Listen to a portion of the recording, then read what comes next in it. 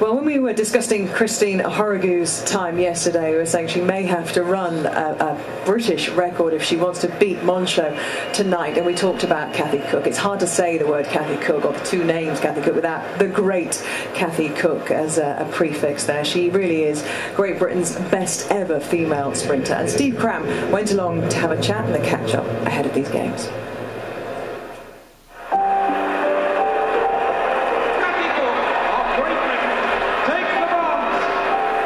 She ran the 400 metres in a time good enough to win gold at London 2012, in a period that has been considered both a golden and a controversial era in athletics.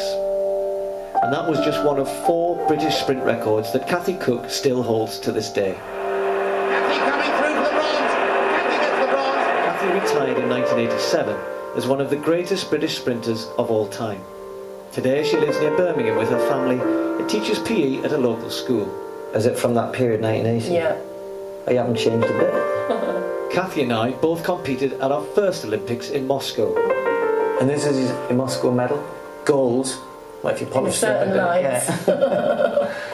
These games in 1980 took place in a turbulent Cold War context. After the Soviets invaded Afghanistan, the USA and 64 other countries staged a boycott, making it a unique sporting experience for us both. It started to feel like it wouldn't be like a proper Olympics, you know, and you were literally flown in, did your event and flown home again, so it didn't quite have that sort of athletes village or celebration type feel to it. It was quite Spartan, wasn't it? Yes, it was, yeah. Compared to like Los Angeles 4 years on, you know, which was all singing, all dancing really. But then again, it was still the Olympics. I think I was hoping to get to the finals of the 100 and 200, and I knew in the relay we should be in with a shout for a medal. Still they take the gold. Let's do the silver. Great Britain get the bronze. I remember walking out and there's a whole Cornvette thing, and I just kept saying, I'm in the Olympic final. You know, they called me to the line, I'm in the Olympic final. And the gun went, but I was still going, I'm in the Olympic final. And I was last straight away, you know, You know, I think I was a little bit like that. You can almost talk yourself out of it, it's ridiculous. And my other memory as well is being at the start line, and it was either a Russian national anthem being played or an East German, and that tune just seemed to be playing the whole time, 24/7. I swear it was just on a big loop. But to go to your first Olympics and come home with a medal, you know, we were all really, really, you know, excited about the whole thing. At the Moscow Olympics and in the years that followed, Kathy regularly reached the podium, but more often finished her races in the wake of East German athletes who were clocking some of the fastest times in history. I remember seeing them on the warm-up track, and their warm-up looked about a week of my training. I did run against people like Marita Koch and Krachalova, and they just seemed like another sort of species of human, really. And what did you put that down to? I thought perhaps they were taking drugs. But I also thought they were probably training an awful lot harder than me. But that's what the drugs allows you to do as well. Yeah, that's right. So it's a circle really, isn't it? And even though you were getting better, others were getting better at the same time. People that I'd beaten 18 months, 2 years ago, suddenly I just couldn't beat. And I used to think, you know, they looked different. You start to think, that doesn't look right.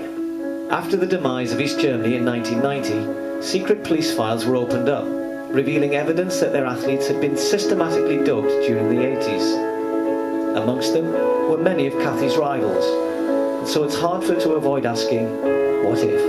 In 82 at the European Championships, I mean, you did run brilliantly, and you were, you know, pipped at the post by Barbara Vockel, who subsequently was named as one of those who'd been taking drugs or been given drugs. How does that make you feel now? That particular race is very annoying. I've got lots of copies of that photo on the finish line of her just tweaking me out, and that was great, to be fair. But you could have won a gold medal. I know. You never won an individual gold medal, and you certainly were a good enough athlete too, but there were others in. Yeah, and part of me thinks if I'd won a gold medal somewhere along the line, would my whole life then gone a slightly different way? Would I have got sponsorship? Would I have stopped working? Because I always worked either part-time or full-time. Who knows then? And it's confidence, isn't it? You get that winning habit. So if you win a gold medal, then you know what it feels like. It must feel amazing. So I definitely want that to happen again. Who's to say, you know, how that would have affected you know, how my career went on from there. We sit here in 2013 and you're still the British record holder at 200 and at the 400. Your times are still world class. Why was Kathy Cook such a brilliant sprinter?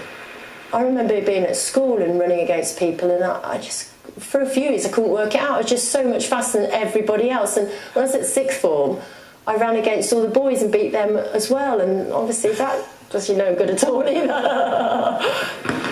I knew I had a gift that I could run really fast. It was not a burden, but I definitely had to do something with it. I couldn't just not give it my very best shot, you know. This is the 84 period. I think I was in my best shape in Los Angeles in 84, and I remember doing the 400 and being made up with that performance. And I just felt like I was flying. I felt brilliant. Kathy and Gary Cook came in last at a welcome home street party. You were 2.5 hours late. Kathy's very modest, really. Last summer, our kids were reading in the press and on TV of Kathy's achievements, which they weren't even aware of. But it wasn't until we got older that we sort of realised then what sort of she achieved, I think. Yeah. To see that our mum's time would have still won gold, that was pretty impressive. It was nice to know, yeah. That's the sort of headline I'm looking for. Cool cooks on the boil. You'd be a natural these days for Celebrity MasterChef. They'd have you on there, wouldn't they? Increasingly, as I get older, I look back and I can't believe I did it for a start.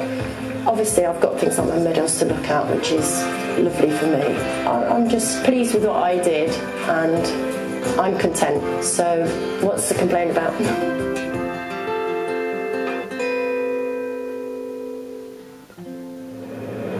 You never want anyone to spend their life thinking, what if?